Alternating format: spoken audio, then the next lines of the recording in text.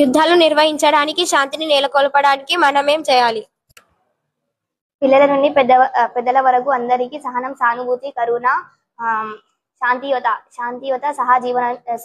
సహజీవన వంటి మానవ విలువలను బోధించాలి. విభిన్న సంస్కృతులు మతాల గురించి అవగాహన కల్పించాలి. యుద్ధాల దుష్ప్రభావాల గురించి వివరించాలి. దేశాల మధ్య విభేదాలను శాంతియుతంగా పరిష్కరించడానికి దౌత్య ప్రయత్నాలు పెంచాలి. అంతర్రాష్ట్రీయ సంస్థ ద్వారా శాంతి ఒప్పందాలను కుదుర్చుకోవాలి. పేదరికం, అసమానత, అవినీతి వంటి సామాజిక